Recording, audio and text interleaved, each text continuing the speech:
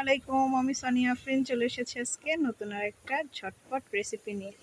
আজকে আমরা রান্না করতেছি পাঙাশ মাছের ডিমের চাশনি। সেজন্য প্রথমেই চাচি কড়াইতে পাঙাশ মাছ ডিম সিদ্ধ করার জন্য দিয়ে দিয়েছে পানি। তার মধ্যে এক একে দিয়ে দিয়েছে পরিমাণ মতো লবণ, হলুদের গুঁড়া, ধনিয়ার গুঁড়া এবং অল্প একটু মরিচের গুঁড়া।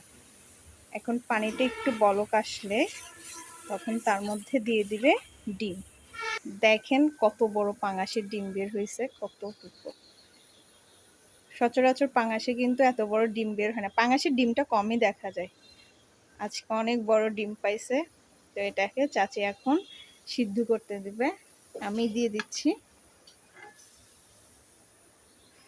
এটা সিদ্ধ হবে এখন। তারপর এটা পেঁয়াজ দিয়ে চাশনি করা হবে। ডিমটা সিদ্ধ করার সময় এপাশ ওপাশ করে দিতে হবে, তা না হলে এক পাশে বেশি এক পাশে কম হয়ে যাবে। এটাকে একটু ঢেকে দিতে হবে, ঢেকে দিলে সুন্দর করে কুক হয়ে যাবে। এটা এখন ঢেকে দেওয়া হয়েছে, প্রায় 5 মিনিটের মতো সিদ্ধ হবে। তারপরে এটাকে সেকেন্ড প্রসেসিং এ চলে যাবে। এটা এখন আমরা দেখব ডিমটা হয়েছে কিনা। দেখেন এটা হয়ে গেছে। আমি একটু এপাশ ওপাশ করে দেখাই। একটু নরম নরম রাখতে হবে, তা না হলে এটা চাশনিটা হবে না সুন্দর। সেই জন্য একটু নরম নরমই থাকবে। এরপরে সেকেন্ড প্রসেসিং এ আমরা একটু পরে দেখব কি কি করতে হয়। ডিমটা ঢেলে নেওয়ার পর এখন চলে এসেছি আমরা সেকেন্ড হাফে। এখন কড়াইটা দেওয়া হয়েছে, এখানে দিয়ে দেবে এখন তেল। চাশনিতে একটু তেলের পরিমাণটা বেশি লাগে আর পেঁয়াজের পরিমাণটাও বেশি।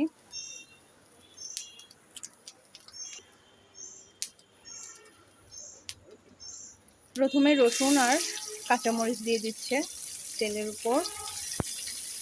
এরপরে দিয়ে দিবে পেঁয়াজ।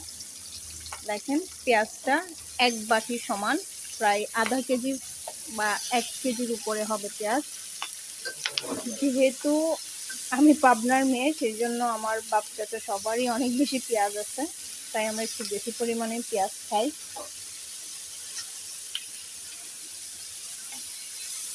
এবার পেঁয়াজটাতে লবণ দিয়ে দিবে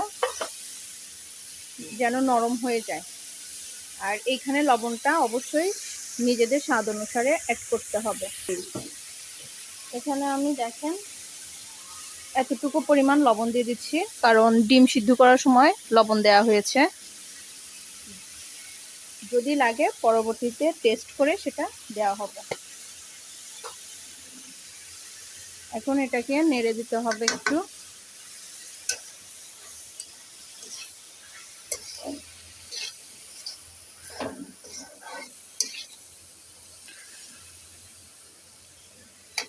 পেঁয়াজ দিলে পেঁয়াজের মধ্যে লবণটা দিলে পেঁয়াজটা একটু নরম হয়ে যাবে তাড়াতাড়ি।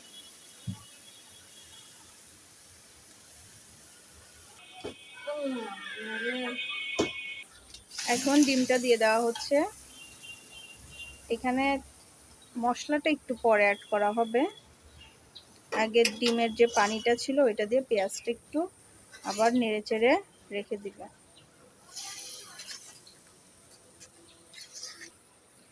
এখন এখানে এক এক করে সব মশলাগুলো অ্যাড করা হবে। প্রথমে দিয়ে দিচ্ছ হলুদ। হলুদটা আধা চা চামচ, কারণ আগে হলুদটা ডিমের সময় দেওয়া হয়েছিল।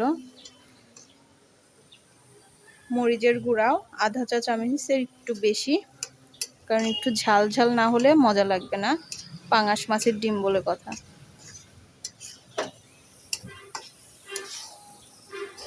আর এখানে একটু ধনের গুঁড়াটা বেশি করে দিতে হবে, কারণ ওটার মধ্যে জিরা তেজপাতা সব অ্যাড করা আছে, এর জন্য। এটা প্রায় 1 চা চামচের মতো দিয়ে দিয়েছে।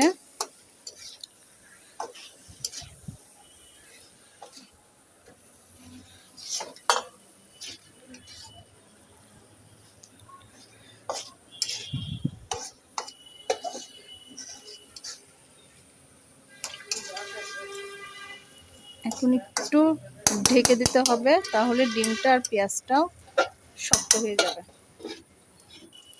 এখন দেখি এটার অবস্থা কি। দেখেন তেল বের হয়ে গেছে।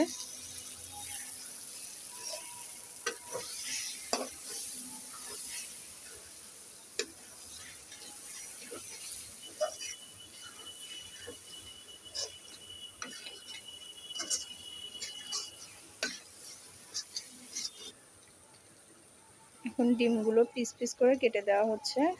আবার চাইলে আপনারা ডিমটা একেবারে ঝুরা করেও দিয়ে দিতে পারেন, যে যেভাবে খেতে চায়।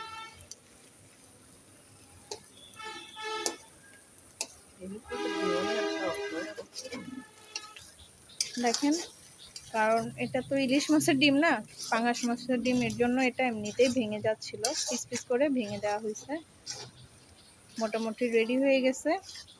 একটু ধনেপাতা থাকলে উপর দিয়ে পরিবেশন করে দিলে আরো বেশি সুন্দর লাগতো।